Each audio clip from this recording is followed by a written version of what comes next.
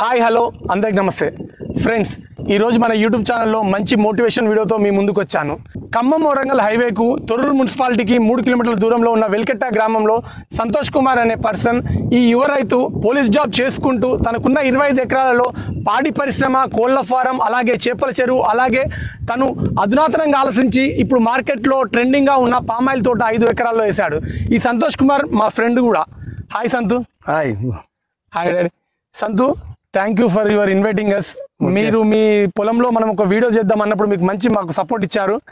సంతు, ఈ రోజు మనం తీసేది ఫామ్ ఆయిల్ తోట గురించి. ఈ ఫామ్ ఆయిల్ తోటలో సాధక బాధకాలు ఎలా ఉంటాయి, నెక్స్ట్ వచ్చే అప్కమింగ్ యువ రైతులకు ఇది ఎప్పుడు సాంప్రదాయ వరి, పత్తి, మొక్కజొన్న అని వేస్తూ ఉన్నారు. సో వాటికన్నా ఈ పామ్ ఆయిల్ తోట వేయడం వల్ల ఏమైనా లాభమా, ఎలా ఉంటుంది దీని సాధక బాధకాలు, ఈరోజు మన యూట్యూబ్ ఛానల్లో ఒక మంచి విశ్లేషణ ఇద్దాం మనం.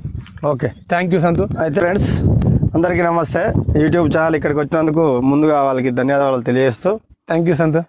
అయితే నా పేరు సంతోష్, పోసాని వెలికట్టే మాది. మాకు ఉన్న 25 ఎకరాలలో మా నాన్నగారు ఎప్పుడు వ్యవసాయం చేస్తూ, పాత రోజులలో అయితే పత్తి, మొక్కజొన్న, వరి ఇవి చేసుకుంటూ మిగతా భూమిని ఖాళీగా ఉంచుకుంటూ ఏం పంట లేదు, నీళ్లు లేవు అనే ఉద్దేశంతో ఖాళీగా ఉంచడం జరిగేది.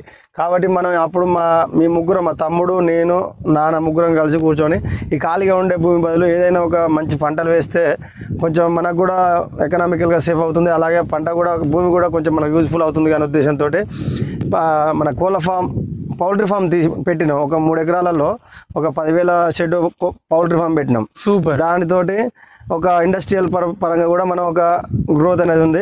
ఆ తర్వాత వచ్చేసి చేపల చెరువు ఒక 3 ఎకరాలలో క్వారీ తీసి చేపల పెంచడం స్టార్ట్ చేసినాం. అలాగే ఒక 2 ఎకరాలలో బండ లోపలికి కొట్టించి అక్కడ ఒక కట్ట పోయించి అక్కడ ఒక 2 ఎకరాలలో చేపలు పెంచడం జరుగుతుంది. అదేవిధంగా మాకు ఉన్న దాంతో ఒక 10 ఎకరాలు వ్యవసాయానికి మన వరి పంట వేస్తున్నాం. అలాగే కోతుల బెడద ఎక్కువ అవుతుండడంతో ఈసారి ఏం చేయాలి, ఒక మంచి ఒక పంటను ఏర్పాటు చేయాలి, కోతుల బెడద ఇబ్బంది తప్పించుకోవడానికి ఉద్దేశంతో మేము ఒక ఆలోచన చేయడం జరిగింది. అదే సమయంలో మనకు దగ్గరే ఫామ్ ఆయిల్ పరిశ్రమ ఏర్పడుతుంది. మనకు ఒక పెద్ద నర్సరీ ఇక్కడ ఏర్పాటు చేయడంతో మా ఇంట్రెస్ట్తో ఏఈఓ గారిని సంప్రదించగా మేము డిస్కస్ చేసుకున్నాం. తర్వాత ఫామ్ ఆయిల్ వేస్తే ఎట్లా ఉంటుంది అనే ఉద్దేశంతో దాని గురించి ఒక తెలుసుకొని ఫామ్ ఆయిల్ వేసినాం. గత 2023 జనవరిలో ఫామ్ ఆయిల్ తోట ఏర్పాటు చేయడం జరిగింది. అప్పుడు మేము ఒక 4 ఎకరాలు 3 ఎకరాలు వేస్తే సరిపోద్ది అనుకున్నాం. కాకపోతే ఏంటంటే ఈరోజు మేము కూడా సంతోషిస్తున్నాం. ఒక 5 ఎకరాలలో వేయడం వల్ల మాకు ఒక 3 సంవత్సరాలు చేస్తే 3 సంవత్సరాల నుంచి తర్వాత 30 సంవత్సరాల వరకు కూడా మనకు బెనిఫిట్స్ ఉంటాయి. ఈ 3 సంవత్సరాల వరకు పంట లేనప్పుడు కూడా అంతర పంటలు వేసుకొని పత్తి కానీ, ఇంకా పప్పు దినుసులు కానీ, ఇంకా మినుములు, ఇంకా ఇటువంటివి అన్నీ వేసుకొని దాని ద్వారా దీని ఖర్చులను తీసుకోవచ్చు. అలాగే ప్రభుత్వం నుంచి కూడా సబ్సిడీ వస్తుంది. దీంట్లో ఇంకో విషయం ఏంటంటే డ్రిప్ వాడడం ద్వారా నీళ్ళు కూడా ఎక్కువ వేస్ట్ కావడం జరగదు. ఎందుకంటే 2-3 రోజులకు ఒకసారి డ్రిప్ చూడండి, ఒకసారి డ్రిప్ పైపులు, ఇక్కడ డ్రిప్ పైపులు చూసుకుంటే డ్రిప్ పైపులు ఇవన్నీ. ఇప్పుడు ఎకరంకి ఎన్ని చెట్లు వేస్తే బెటర్? 56 నుంచి 57, 58, 56, 58 వరకు మనకు విస్తీర్ణాన్ని బట్టి, మన ప్లేస్ని బట్టి చెట్లు ఏమి ఉండకుండా ఉంటే 58 వరకు కూడా వేసుకోవచ్చు. మొక్కలు మనం నర్సరీ నుంచి తెచ్చుకున్నాక అవి నాటే దశలో ఎటువంటి జాగ్రత్తలు తీసుకోవాలి? ఇప్పుడు మనం నర్సరీ నుంచి చెట్లు తీసుకొచ్చుకున్నాక వెంటనే ఒక 3-7 మంది ఒక పిట్ తీసేసి దాంట్లో మనకు అమోనియా మరియు పశువుల పేడ ఉంటుందిగా, పశువుల పేడను తీసుకొని ఆ కవర్ నిండే వరకు పెట్టుకొని దానికి 1 సంవత్సరం వరకు చిన్నపిల్లలా చూసుకుంటూ, ఆ మొగిళ్ళలో పురుగులు వస్తాయి, కొమ్ము పురుగు అంటారు దాన్ని, ఆ పురుగులు రాకుండా చూసుకొని దానికి పాదులు తీసినట్టు మంచిగా చిన్న చెట్లను, మంచిగా ఇంటి దగ్గర మామిడి చెట్లు అయితే ఆ చెట్లు అయితే ఇట్లా చూసుకుంటాము, మంచి ఎటువంటి తెగులు రాకుండా భూమి దున్నుకుంటూ మంచిగా చేస్తే ఒక 3 సంవత్సరాల తర్వాత వచ్చేది, 3 సంవత్సరాల తర్వాత వచ్చేది కూడా తెలియదు మనకు. ఎందుకంటే 3 సంవత్సరాల నుంచి 6 సంవత్సరాల వరకు పంట కొంచెం తక్కువ వస్తుంది దిగుబడి. ఒక 6 నుంచి 7-8 టన్నుల వరకు వస్తుంది ఒక ఎకరంకి. తర్వాత 10 సంవత్సరాలు వచ్చిన తర్వాత 12 నుంచి 14 టన్నుల వరకు దిగుబడి వస్తుంది. కాబట్టి ఇప్పుడు దీన్ని ఎంత వీలైనంత వరకు అంతర పంటలు ఈ లోపు 3 సంవత్సరాల లోపు అంతర పంటలు వేసుకొని పప్పు దినుసులు కానీ, పత్తి కానీ, పెసర్లు కానీ, మినుములు కానీ, అటువంటి నువ్వులు కానీ, అటువంటి అంతర పంటలు వేసుకొని దీంతో పాటు సబ్సిడీ కూడా మనకు గవర్నమెంట్ ఇస్తుంది. సూపర్ నీళ్ళు కూడా ఎక్కువ వృధా కావు, ఎందుకంటే డ్రిప్ సిస్టమ్ ద్వారా చేసుకొని నీళ్ళు కూడా వృధా కాకుండా ఉంటుంది. సూపర్ సంతు. ఇప్పుడు ఈ అన్ని నెలలలో ఈ పంట సాగు అవుతుందా? విదర్కు మేము తెలుసుకున్న విషయం ప్రకారం ఇది ఎక్కువ ఆంధ్రాలో సాగు చేసేది, తర్వాత ఖమ్మం వరకు వచ్చింది, ఇప్పుడు వరంగల్ వరకు వచ్చింది. మరి మన వరంగల్ నేచర్కి ఈ క్లైమేట్కి ఈ మొక్కలు మన కాడ సస్టైన్ అవుతాయా? 100%. ఎందుకంటే మన దగ్గర ఉన్న ఎక్కువ శాతం ఎర్ర నేలలే ఉంటాయి. ఈ ఫామ్ ఆయిల్ కోసం ఖచ్చితంగా ఎక్కువ శాతం 90% ఎర్ర నేలలు చాలా అనుకూలంగా ఉంటాయి. కాబట్టి ఈ ఎర్ర నేలలు అనేది మనకు ఇప్పుడు మనం చూసినా కూడా ఎర్ర నేలలే. ఎక్కడో ఒక తక్కువ రేగడి నేలలు ఉంటాయి, అక్కడ మనకు ఈ పంట తక్కువ ఉంటుంది. అయినా కూడా ఎర్ర నేలలకు ఎక్కువ అనుకూలంగా ఉంటుంది ఈ ఫామ్ ఆయిల్ కోసం. అంతూ ఇప్పుడు ఒక ఎకరం సాగు చేసే రైతుకు ఒక ఎకరమే భూమి ఉందనుకో, ఆ ఎకరం ఉన్న భూమి చేయొచ్చా, లేకపోతే మినిమం 4 ఎకరాలు 5 ఎకరాలు ఉంటేనే ఈ సాగు చేయాలా? ఒక ఎకరంకి ఎంత దిగుబడి వస్తుంది?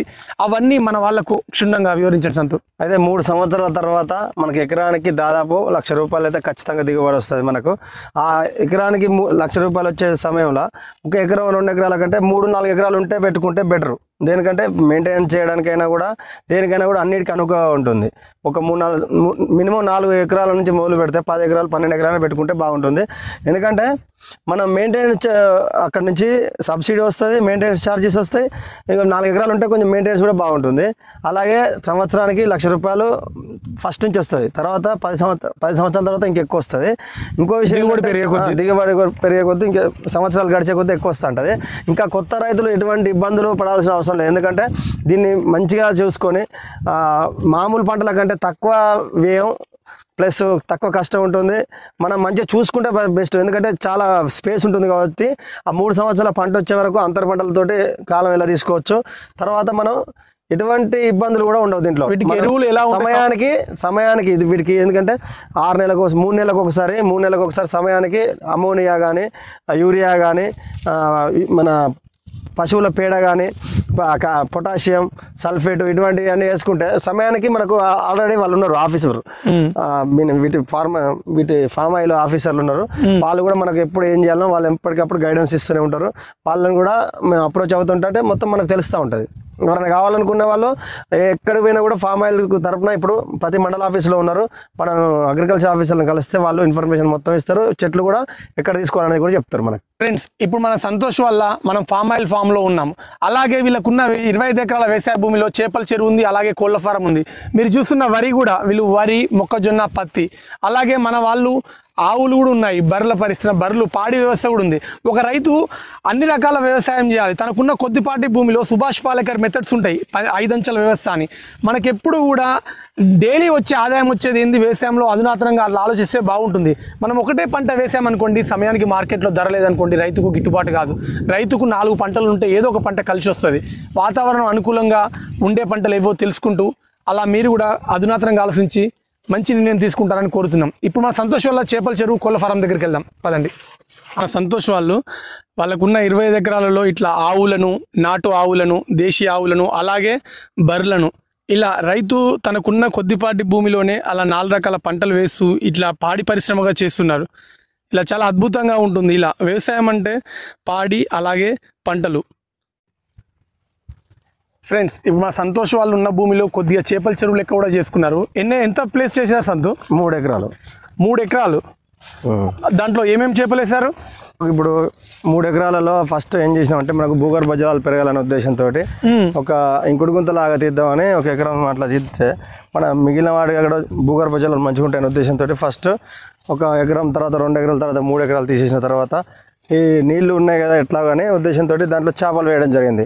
సూపర్. అలాగే ఇప్పుడు మన ఒక ముదిరాజు వాళ్ళ ఆలోచనతో చేసి మన హెల్ప్ తీసుకొని మన రవ్వులు, కొర్రమీన్ చేపలు అవన్నీ పిల్లలను తీసుకొని వచ్చి వేసినాం. ఇప్పుడు ఇదంతా ఇంత పెద్ద హ్యూజ్, చాలా తక్కువ లేదు, మహాభావిని తలపిస్తుంది సంతు. 3 ఎకరాలు కాబట్టి పెద్దగానే ఉంటుంది. అసలు ఇంత భారీ ఎత్తున ఖర్చు కూడా వచ్చి ఉంటుంది మీకు. తీసినప్పుడు మంచిగా అయింది. ఈ సంతు ఇట్లా 3 ఎకరాల్లో ఇట్లా తీయడం అంటే గట్స్ ఉండాలి. ఇది మహాభావిని తలపిస్తుంది. ఇప్పుడు ఇది ఎన్ని సంవత్సరాల క్రితం తీశారు? ఇట్లా దాదాపు 23-24 సంవత్సరాలు అవుతుంది. అప్పుడు మా నాన్న వాళ్ళు ఆలోచన చేసి, మేము అప్పుడు చిన్నగా ఉన్నాం, మా నాన్న వాళ్ళు ఆలోచన చేసి మనకు భూగర్భ జలాలు పెరుగుతాయి, మనకు అప్పుడు చాలా కరువు ఉండే. అంకుల్ చాలా మోటివేషన్ పర్సన్. వ్యవసాయం కోసం మనకు నీళ్ళు ఉండాలంటే కొంచెం ఒక చిన్న పెద్ద ఇట్లా ఉండాలి ఎకరం అంటుంటే చుట్టుపక్కల దాదాపు ఒక 7-8 కిలోమీటర్ 10 కిలోమీటర్ల వరకు భూగర్భ జలాలు దీనివల్ల పైకి ఉంటాయి. ఇప్పుడు 3 ఎకరాల జాగా మీకు వేస్ట్ అవుతుందని ఎంతో మంది చెప్పి ఉంటారు. రైతు కొద్దిగా భూమి వేస్ట్ అయినా బాధపడుతుండు. అలాంటిది మీరు 3 ఎకరాల భూమి ఏదైతే ఉందో అప్పట్లోనే ధైర్యం చేశారు ఇట్లా.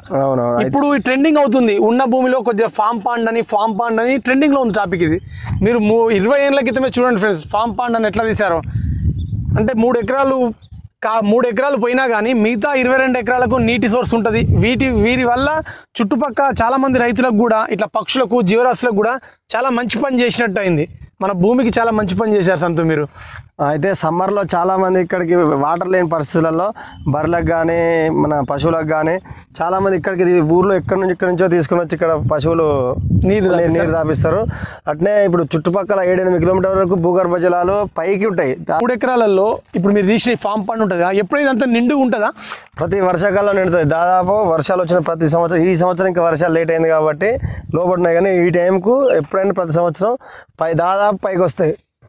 ఇది పట్టడమైనా ఇది లోకల్ మార్కెట్ ఎట్లా పోతే మరి ఫిష్ అంతా మీరు ముదిరాజు వాళ్ళకు చెప్తే తీసుకుని వస్తే వాళ్ళే అమ్మడం, వాళ్ళే చేయడాన్ని వాళ్ళే చూసుకుంటారు. మనం ఏమైనా మెయింటెనెన్స్.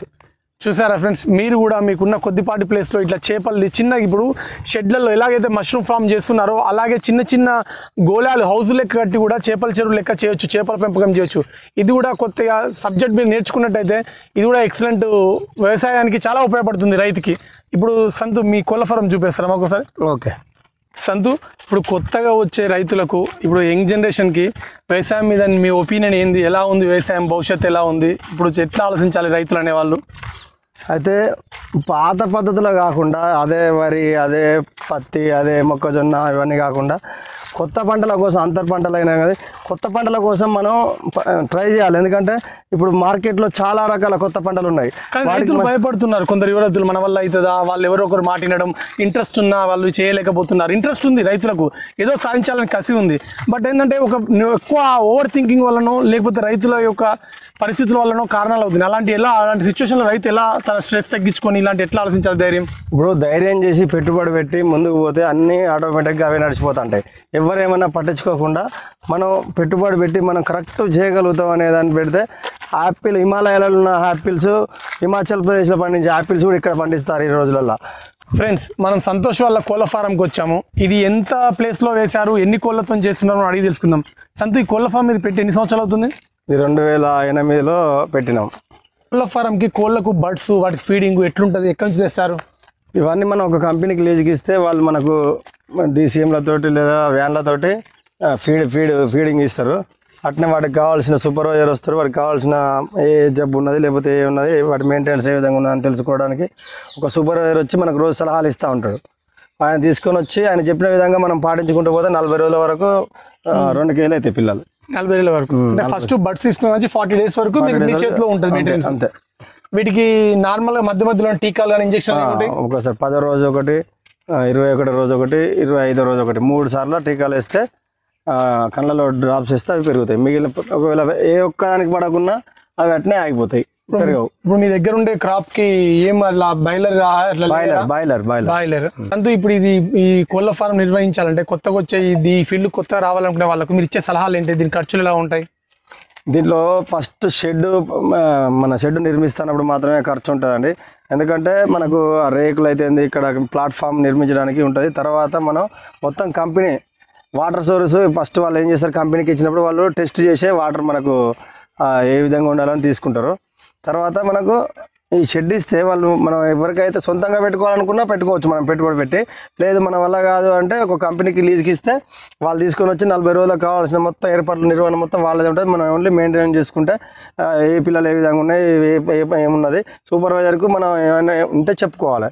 అప్పుడు మనకు దానికి కావాల్సిన మెడిసిన్ ఇస్తారు. దాన్ని మనం ఇదిగా ఫాలో అయితే 40 రోజుల వరకు మనకు 2 కేజీల క్రాప్ వస్తుంది. ఇట్లా చేసే చిన్నపిల్లల వాటిని కూడా చిన్నపిల్లలాగా చూసుకోవాలి. ఇప్పుడు ఇక్కడ నుంచి మీరు ఎక్కడికి ఎక్స్పోర్ట్ చేస్తారు వీటిని? అందుకని మనకు ఏ కంపెనీకి అయితే ఇస్తామో వాళ్ళే ఎక్కడెక్కడ అవసరం ఉన్నాయో, తొరూరా లేకపోతే వరంగల్ లేకపోతే ఖమ్మం, వాళ్ళకి ఎక్కడైతే మన చికెన్ సెంటర్ వాళ్ళు ఎక్కడైతే వేకెన్సీ ఎక్కడ ఉందో వాళ్ళు అక్కడ పంపించుకుంటారు. కొత్తగా వచ్చే వాళ్ళకు మినిమం క్యాపిటల్ ఒక 5 lakhs 2 lakhs ఎంత పెట్టుకోవాలి? మినిమం ఎన్ని బర్డ్స్ స్టార్ట్ చేయొచ్చు? వాళ్ళు ఒక మినిమం దాదాపు కొత్త పెట్టుకునే వాళ్ళు 8,000 ఫామ్ తోటి ఒకటి వేసుకుంటే దాదాపు 7-8 లక్షలతోటి ఖర్చు పెట్టుకొని స్టార్ట్ చేసుకుంటే మంచిగా ఉంటుంది. కాకపోతే ఏంటంటే దీంట్లో ఇదే పని మీద ఉండాలి. వేరే పని చేసుకుంటే ఇది పార్ట్ టైం లాగా చేస్తా అంటే కుదరదు. ఇదే పని మీద ఇక్కడే ఉండి భార్యాభర్తలు కానీ లేకపోతే తనతో పాటు ఇంకొకరిని కానీ ఉంచుకొని ఎప్పటికి ఇక్కడనే ఉంచుకుంటూ వాటి పిల్లలను ఎప్పటికి ఫామ్లో తిరుగుతూ ఉంటే మంచి రిజల్ట్ వస్తుంది. దానివల్ల ఇంకొకరికి నలుగురికి కూడా ఆదర్శంగా ఉంటారు. మేము లేదు మేము చేయము, మేము వేరే పని చేసుకుంటా, ఇక్కడ పొద్దున వచ్చి సాయంత్రం పోతా అంటే పొద్దున్న దాకా ఏం జరిగేది తెలియదు.